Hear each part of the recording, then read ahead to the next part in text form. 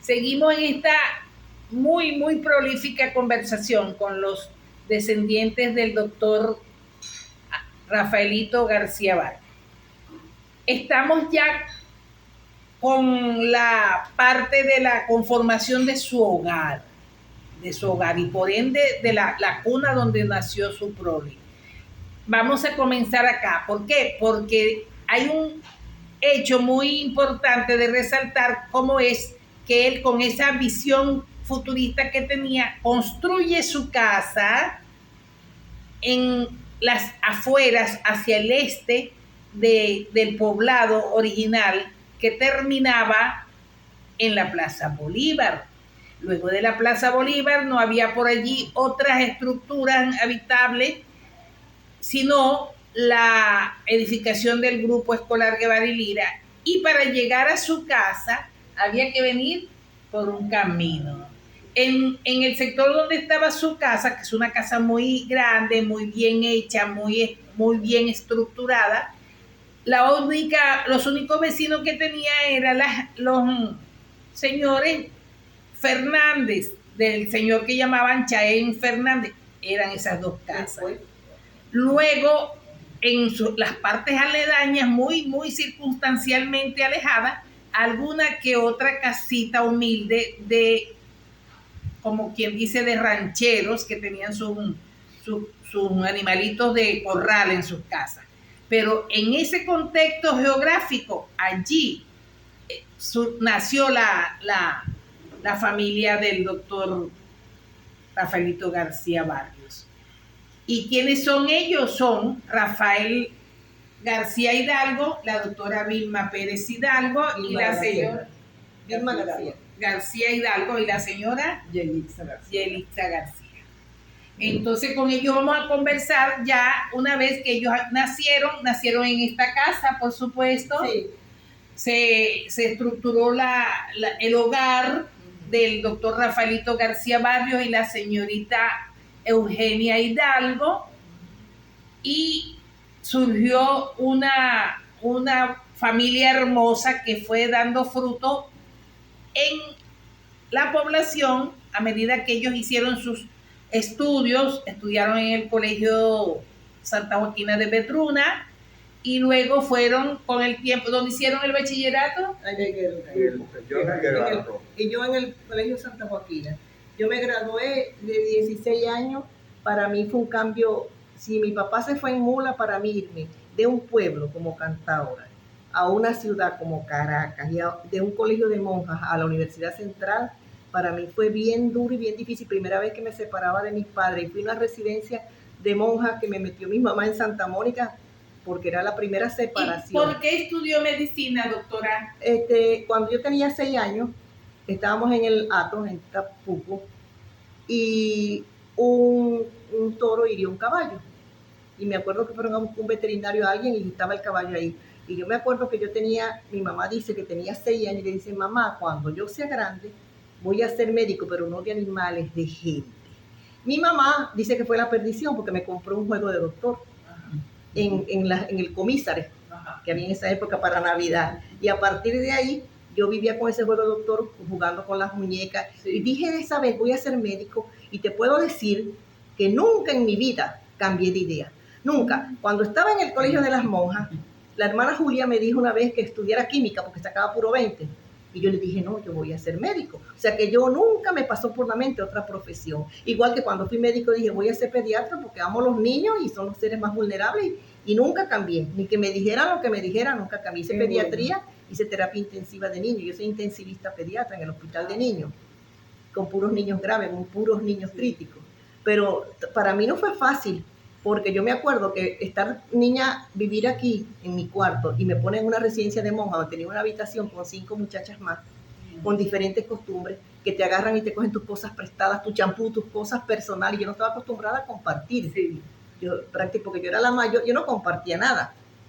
Y para mí me costaba, y lloré bastante por mi mamá, pero decía: yo no puedo fracasar, yo no vuelvo a Cantaora derrotada. A mí me daba vergüenza con papá, decir: bueno, no, yo tengo que ser médico al precio como sea, pero yo tengo que graduarme, yo no puedo. Y muchas veces quería colgar la toalla y decir: me voy, dejo esto porque no aguanto, porque me siento sola, porque no es fácil. Cuando tú te vas y dices, vivo en una residencia, los mismos otros muchachos, es como que no tiene papá y mamá, bueno, es como que te menospreciaran algo, no es igual la muchacha que vive en su casa con su mamá, con su papá, Sí, claro. que no, y tú tienes que aprender a coser, y si te sientes mala, tomate tus pastillas, ahí tú hacerte todas tus cosas. Yo no tenía mamá que me llevara, te sientes mal, te llevo al médico, yo iba sola al médico. ¿Cómo ha cambiado la vida? Porque hoy día esa es la verdad. Sí, y para mí eso era, me costaba, no era fácil tener que resolver. Resiliente. ¿Y dónde estudiaste tú, Rafael? Déjame tutearte porque tú eres muy joven. Tenemos el secreto de eterna juventud. Sí, ya ves. Yo estudié aquí en el Felipe Guevara. Saliste de bachiller allí. Bachiller, sí. ¿Y por qué estudiaste economía? Bueno, siempre me gustaban los negocios y me gustaban los números. ¿te gustaban los negocios? Los negocios, los números, y siempre investigaba los problemas económicos y por qué pasaban las cosas. Y bueno, estudié en la Universidad de Santa María y ahí me gradué. Ok. Sí. ¿Nunca trabajaste en la farmacia? Cuando mi papá murió me vi obligado a atenderle 2 años en la farmacia, Ah. por causas mayores. ¿En qué año murió el En doctor? 2001. Y luego la vendieron. Sí, posteriormente vendimos la firma Ajá. y posteriormente se vendió el local. Hasta el local está Sí, vendido. el local. Ok. Pero bueno, ejercí la profesión en Caracas, en el Banco de los Trabajadores de Venezuela. Ok. Y trabajé en Corcovén Ujú. 9 años. De allí me retiré a trabajar por cuenta Por propia. cuenta propia. Y la señora Yelixa, Sí. eso de estudios internacionales grandototes. Soy yo. licenciada en estudios internacionales. Fíjate tú, hay algo muy importante que nadie lo sabe aquí en Cantagua. Y estudiaste en el colegio. Sí, me gradué en el liceo Doctor en Las Modas primero y después en el liceo Doctor Felipe Guevara. Yo trabajé, mi primer trabajo, inclusive antes de que me saliera el título, fue en la Embajada del Perú. En ese tiempo, el embajador de Perú era el presidente del Cuerpo Consular de Venezuela. Y yo fui la primera mujer, esto es bueno para que oigan las mujeres, la primera mujer secretaria del Cuerpo Consular de Venezuela. Bueno. Estuve trabajando allí. Una De tía María Cantaura, Reina, sí señor. Que recuerdo, pero para que tú veas como la política, recuerdo que fui invitada, era la Cena de las Naciones. Años, Años, no, eso fue en el año 87, que fue me gradué y inmediatamente yo al mes de graduada, de terminar los exámenes, gobierno de Jaime Lucich. al mes yo empecé a trabajar. Entonces, porque conocí casualmente al embajador de Perú y al cónsul de Perú en una reunión, en una comunión, me recuerdo. Entonces, es la Cena de las Naciones, invitan a todas las delegaciones, pues que la hace el presidente de la República, en ese momento, Jaime Lucich. Yo voy como delegada peruana. Una cantaurense delegada peruana. Delegada peruana. Y viene el presidente Jaime Lucich. Cuando me ve, él me dice, tú eres peruana, Claro. tú eres peruana, porque le llama la atención de Sí, verme cómo- catira. O sea, y yo voy con la delegación peruana. Entonces me dice, ¿tú eres peruana? Yo le digo, no, yo soy venezolana de Cantaura. Bueno, y él vivió aquí mucho tiempo. Entonces yo le digo, porque él casualmente, mi papá cuando va a estudiar a Caracas, vivía y era compañero con Jaime Lucinchi, porque doña María Lucinchi tenía una pensión. Venta. Y mi papá, inclusive medicina y farmacia, habían materias comunes, estudiaron juntas. Entonces yo le digo, y papá nos echaba esos cuentos, yo le digo, mira, yo soy la hija de Cabeche, porque así era él llamaba a mi papá. Y me dice, ¿cómo va a ser que tu hija de Cabeche, no puede ser, estés trabajando con él afuera, no estés trabajando con nosotros. Y yo le dije, bueno, así es la vida. Y después me dijo, dame una tarjetica y tal y qué sé yo le mandé la tarjetica. Es más, yo lo llamaba porque yo como secretaria del Cuerpo Consular de Venezuela, yo tenía todos sus contactos. Y yo llamé, pero tú sabes, por razones que todos conocemos, y no voy a entrar en detalles, no me llamaron nunca. O sea que ahí era para tú asumir un cargo dentro de la Cancillería y todas las cuestiones. Y yo realmente, yo no tenía experiencia, o sea, yo entré allí sin ninguna experiencia. Y ahí me fue, entonces claro, después como el consulado peruano, a los funcionarios administrativos peruanos no pagan mucho. No creas que el sueldo en ese momento allí era bueno. Pero solo como quien dice la representación. No, pero yo era feliz. Y Esos peruanos conmigo eran maravillosos, me llevaban para todas las recepciones, para todos era una cosa divina. Pero después me llaman de Smurfy Cartón de Venezuela, que era una transnacional de la que hacía todas las cajas de cartón aquí en Venezuela. Me llaman y me hacen una oferta que era fabulosa, que fue irresistible, porque me llaman para asistente a la vicepresidencia de Relaciones Institucionales. Imagínese. Con un sueldo que me ofrecieron de 21,000 bolívares, Aquí, de 3.500 aquí en Caracas.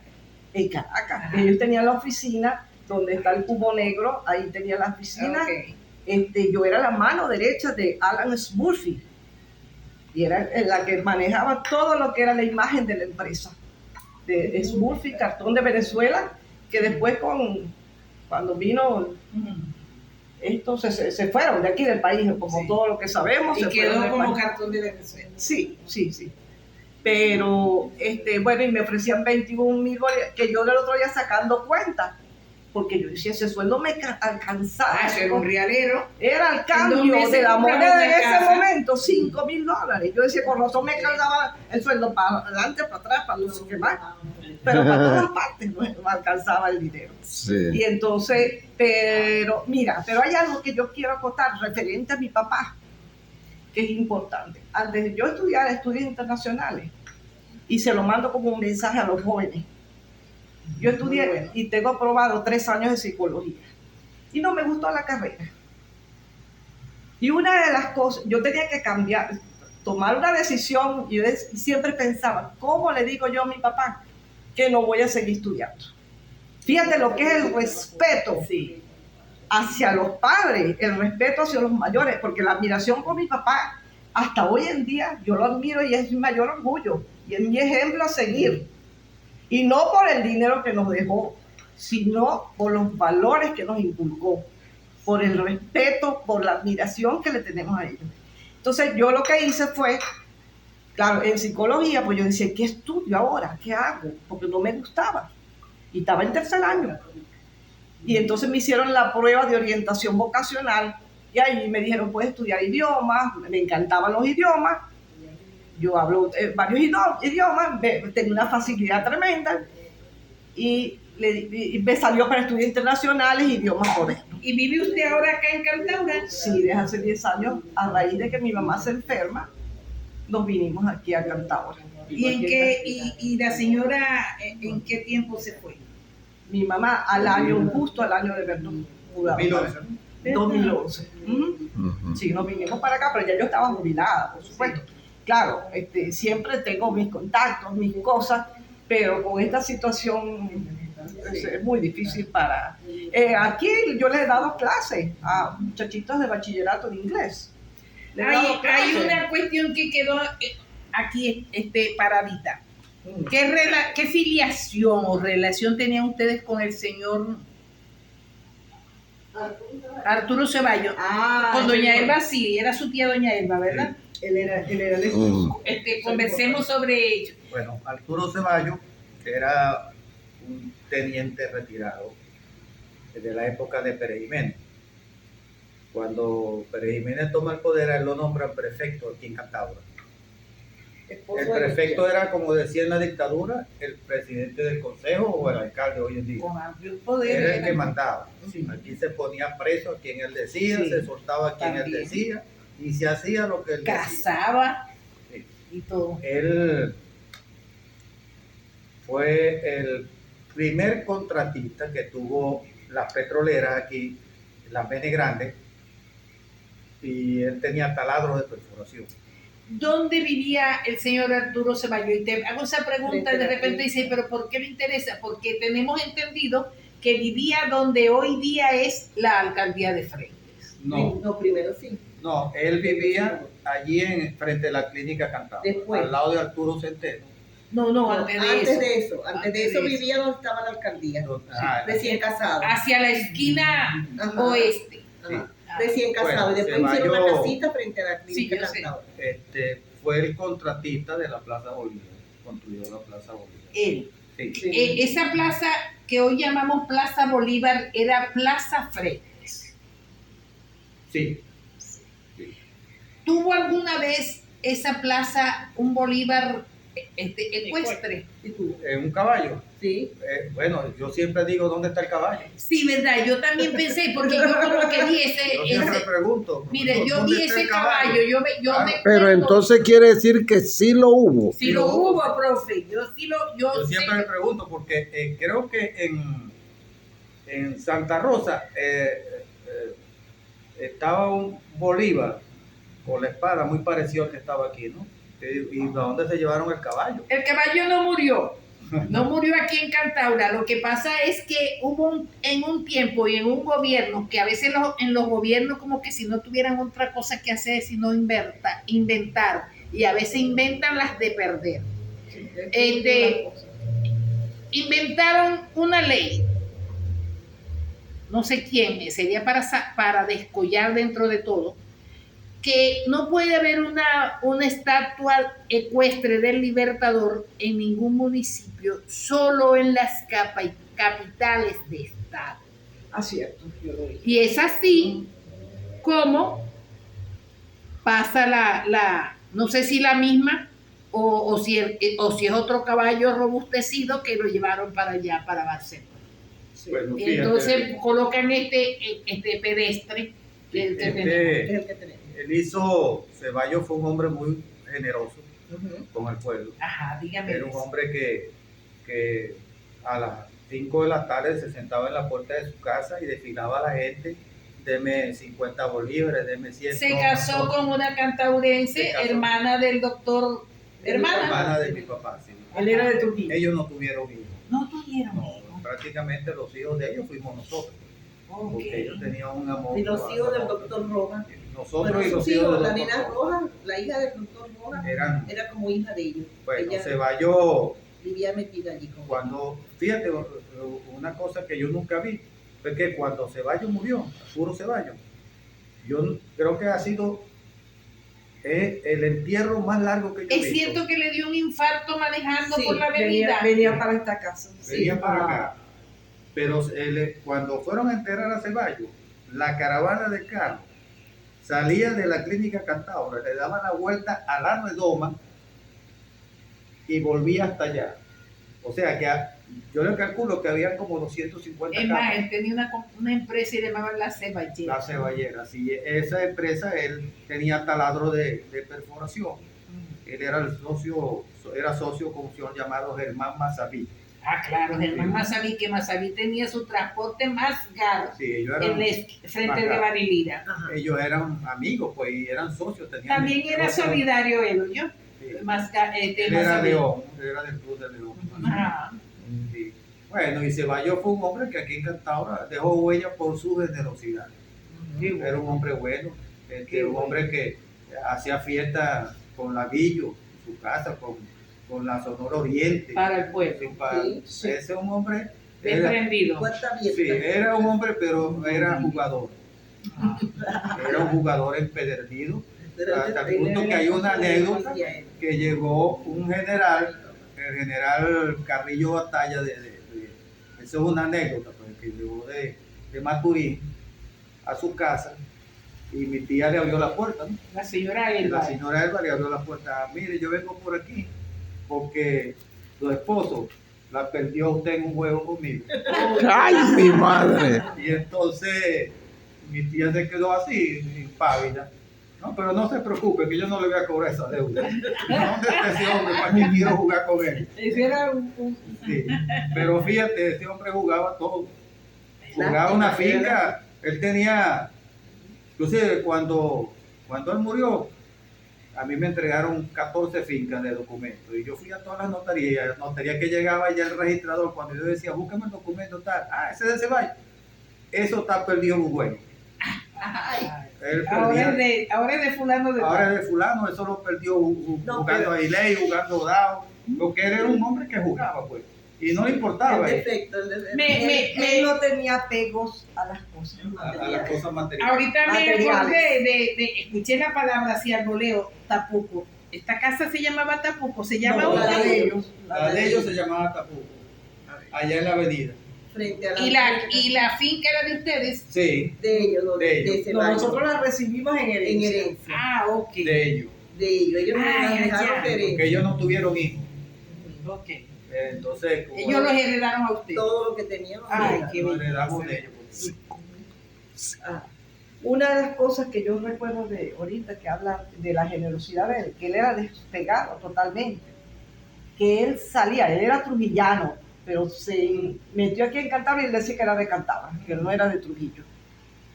Que recuerdo yo pequeña, él pasaba, mira, fulano, como decir cualquier persona que veía pobre, con hambre, decía, ¿tienes hambre? Vete a mi casa, que ahí tienes comida. Y mandaba y llegaba, yo me recuerdo pequeña, y le decía a Leonardo, que era una señora famosa que todo el mundo conocía, que era una corpulenta, así, haz un sancocho para 100 personas que vienen a comer aquí.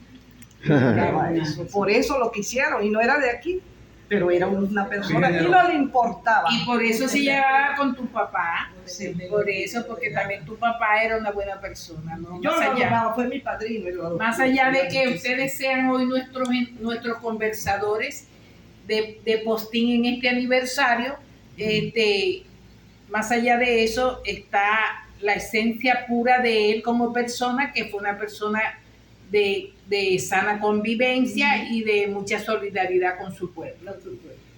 Bueno, profesor, yo quería darle las gracias a usted, a la profesora, extraordinaria moderadora, la Ay, felicito, gracias.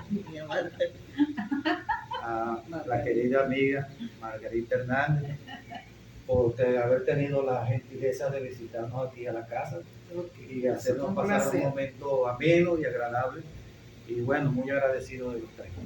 Mira, para nosotros, aparte de todo lo que conocemos, recordamos, aprendemos, yo por lo menos tengo una memoria muy, muy nutrida de mis años de infancia, que fueron muy carentes, pero con mucha disposición a la investigación, a conocer, a saber y todo eso. Y yo tengo en mi memoria muchas cosas de mi pasado que, si bien es cierto, me sirvieron como que para nutrirme como persona, también me sirvieron para crecer, Y en ese ambiente yo también tuve mucha relación afectiva con doña Carmen Esther, con los señores, con los hijos, con todos los hijos del doctor Rojas, porque el doctor Rojas era el propio doctor que iba con su bolso de médico en las noches a la casa a auscultar a mi tía, la que me crió, y ella le daban unos patatos en las noches y él llegaba allá y le daba su medicación, la atendía, le compraba se lo compraba el remedio, y siempre hubo una estrecha relación entre la familia del doctor Rojas y mi familia. Y yo me siento muy, muy, muy agradecida de lo que viví, de las vivencias, me encanta recordar todo ese pasado y toda esa conformación de mi pueblo, y me encanta conocer la historia. Y de hecho que como quiera que tenemos este andarín camarógrafo que no es nacido de Cantaura, pero es que cada día lo vamos inyectando con conocimiento y por eso es que él todos los días quiere tener una entrevista. A veces quiere 2 entrevistas en el día, por Dios, como si no tuviéramos oficio. Sí, ok. Bueno, después de esta importante conversación, yo segura estoy de que todas las personas que van a tener a bien verla en el país y en el mundo entero, desde la Cátedra Libre, le damos las gracias a Dios, a la familia García Hidalgo, por abrirnos las puertas de su casa y compartir